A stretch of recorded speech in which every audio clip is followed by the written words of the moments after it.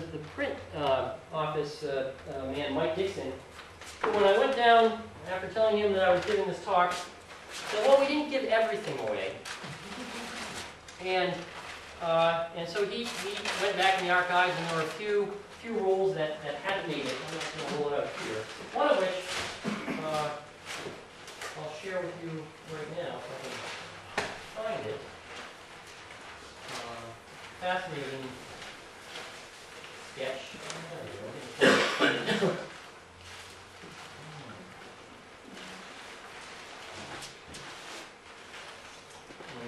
be very careful with this here, but this is the. We'll observe. Some of you in the audience might recognize that. I'll give you a hint. Academy Street on the bottom of it. Everett High School, when it still had the roof and tower on it, and it didn't have the addition on the front towards Main Street that it now has. And so, in fact, there's a picture of it in the stake in the stairs as I came up.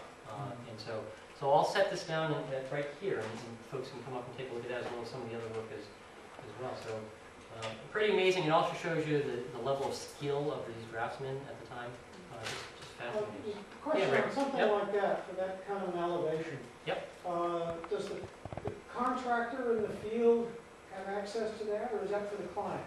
That is for the contractor as well. They were given this principal. Usually they're given sketches of the principal facades and plans. And it's really interesting now to think about it. I was amusing because as I was going down through some of the files, they could do an entire building. In fact, the fire station, I was looking at the one on Court Street. There were 4 drawings for the fire station for that building. And anyone who sort of works in this, 4 drawings. I mean, my goodness gracious, we can't even get the plan on 4 drawings, for crying out loud. And it just shows you the evolution of the craftsmen at the time then to what has become now, where we have to, and litigation and everything else. It's a whole different industry. Now, they would actually be given something like this, and stonemasons would work with the master builder, the proportions were oftentimes drawn on these proportions of the windows. They would even dimension sometimes the facades to give them a sense of what it is. But there were two scale, and so you could scale them and understand where the windows were and what the proportions were. And you'd have for instance, the granite work would come back with drawings that the master builder would approve for construction. So it's also really fascinating because even thinking back to the fire station with 4 drawings,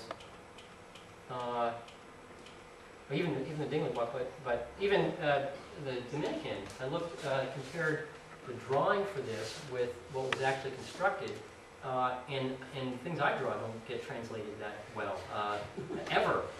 And so it's really fascinating. So. Mark, are you going to be able to continue your work for the next 7 years? I hope to, yeah, absolutely. And it'd be that again. What I thought what I would do is okay, in 45 minutes I can run through the history of Harrimain. Well, I found out quickly that wasn't going to happen.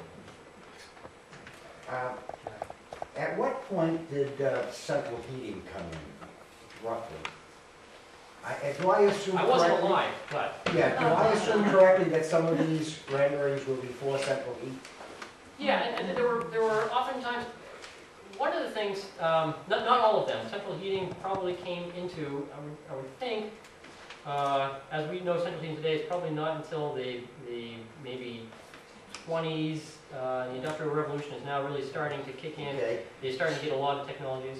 So, in that light, were the people who rendered the architectural drawings also responsible, skilled enough, to also design all the heating?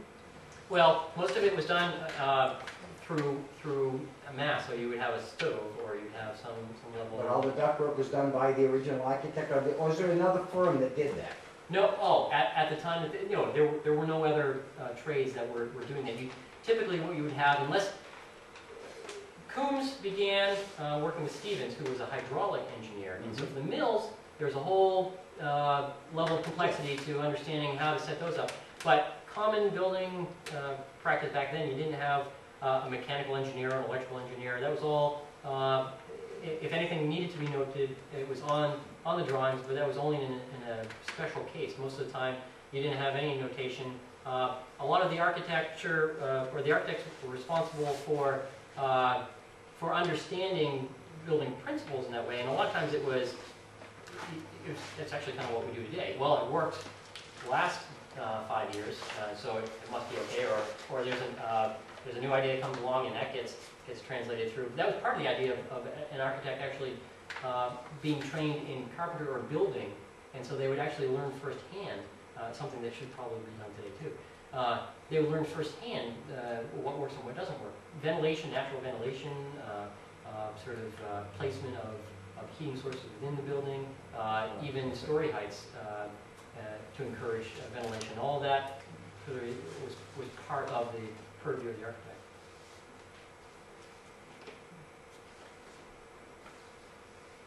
To do historic research, like if I've got this building, a house, Yep. and I want to know who the architect was, Yeah. where does one start looking for the architect? It's not on the deeds.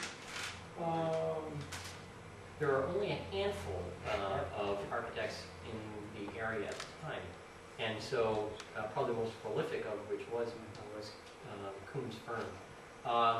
But there were a few others as well, and I don't know at the Maine Historical Society if the Miller, for instance, was another firm in the area at the time doing a lot of residential work. I don't know. Anyone else? I think there are compilations of the works done by various architects. That would be on hand at the well, Historical Society, or I know, for instance, there's a compilation that we have of all the works up to, this was